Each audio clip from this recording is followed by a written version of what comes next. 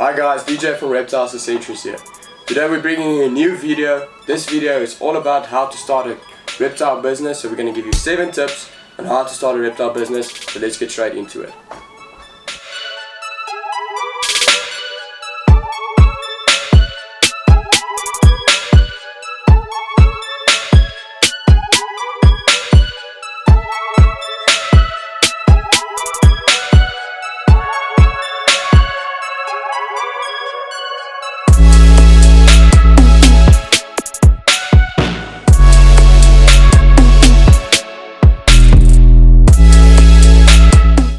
So guys, one of the most important tips I can give you is to do a lot of research. Research is very important because you can understand the environment of the snake, you can learn how big it gets, you can learn all of the genetic morphs. And I mean, if you do a lot of research, it also gives you a step forward into your reptile business / hobby in the near future. So guys, for the ball pythons we decided that racks is a better option for us. We have used cages in the previous years, but you can keep a lot more racks in a small environment or in a small space than you can have kept cages in. Also, it makes the snakes feel more secure, and you get a better feeding response of them. So for the adults we use Freedom Breeder 70 tubs, and for the hatchlings we use Freedom Breeder 10 tubs. This still gives the animal enough space to browse around and also keeps them nice and secure, and the feeding response is absolutely great compared to cages.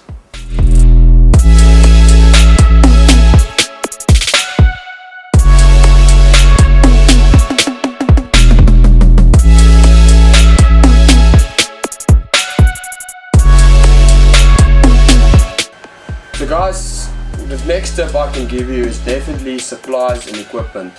So most of these supplies you can find either on the internet or buy from your local pet store.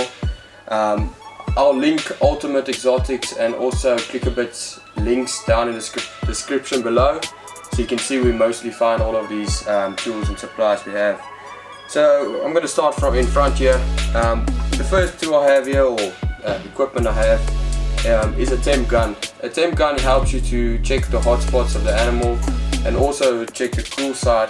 It just gives you an overall idea if your thermostat is working properly. Next one is you can either have a herbstat, or I think it's a herbstat, or a feeding tool, a tweezer. I like the herbstat more. It just gives you more control over the rodents, and it's just easier to handle. Then the next is our treating and cleaning supplies we use. This is a F10 cream, so it's not in the original box, but this is what we use for any bruises on the animal or anything that happens to the animal we can treat. Then also guys, a lot of people doesn't like speaking about mites, but you know, everyone's got mites. I promise you that. The biggest breeders got mites. So you know, it does occur sometimes in our collection, and that's why we have always frontline in our snake room.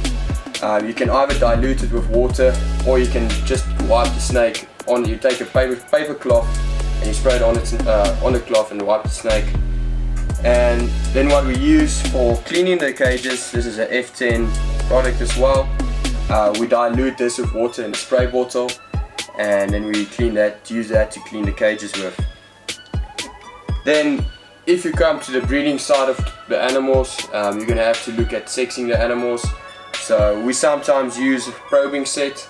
You can see it's from Ultimate Exotics. So yeah, it's a real nice set. It's got a lot of different sizes of probes for the different types of animals. So I really recommend starting to get one of these.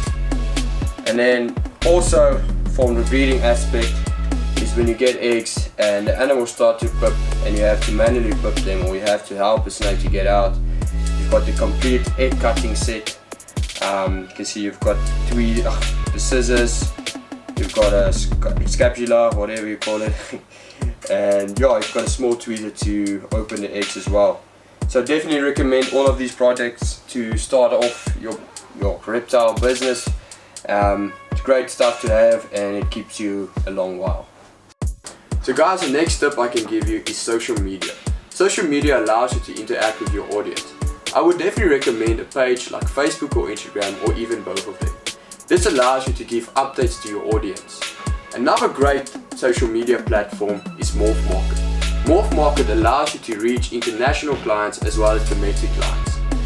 So you've got a wider variety of people and buyers who wants to possibly get a snake from you or reptile. Let's get into the next step. So guys, another important factor in your reptile business is food supply. If you have a collection like us and you have different sizes of snakes, it's important to have or breed your own rodent source, or have a good rodent source for your feeding supply. We like to breed our own rodents. It's easier for us. You know, we've got hatchlings throughout the year and they all don't get the same size. So yeah, we breed all of our rats here. We're going to show you some of the rats here. Just excuse the noise, if there's funny noise making, but yeah, let's show you the rats. So guys, just a tip of the rodents. What I do is I run 6 females to 2 males in a cage. As soon as the female is pregnant, I move 2 females to a separate bin. As you can see at my back, I let them raise the babies all alone. I just see that the females do better and the babies grow a bit faster as well. And then after that I put them back in the breeding rotation, and this works well for me. I mean, I get enough sizes to feed my hatchlings as well as my adults. But yeah guys, this is our rodents. I'll maybe do a separate video of our rodents, how we breed them and what food we use and so forth. Okay guys, so the next tip I can give you is to definitely install an aircon. An aircon is an expensive investment in the start, but it definitely helps you in the future as well for breeding. Aircons allow you to control the ambient temperature. If you're going to decide to breed the animal ball pythons like I do, I breed the ball pythons purely on ambient and I don't change the hotspot. And this allows me to change the ambient temperature throughout the seasons and control the ambient room temperature as well.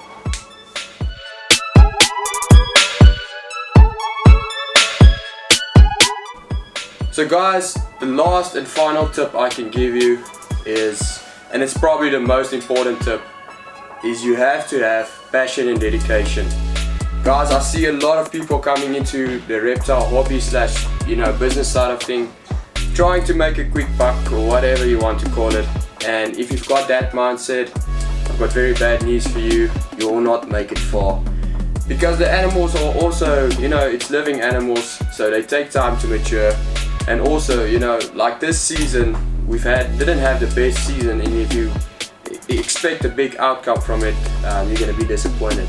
So passion is a huge factor in any business, and I mean, if you don't have a passion for the animals, you won't make it far. The dedication side is, guys, it takes a lot of time and effort to feed the snakes, clean the snakes, breed them, and also to know your animals. If you don't know your animals, it's also a huge part, because you need to know what they did previously in order for them to be successful in breeding and onwards other stuff. So yeah guys, like I said, 2 of the most important things you should have, and I highly recommend it to have a passion for the animals. So guys, I really hope you enjoyed this video. It's really exciting for me to share some tips to you guys and hopefully grow your business and your passion to further distances. But yeah guys, we're gonna have more videos to come soon. The hognose females are starting to lay eggs, and also ball python clutches are starting to be hatching.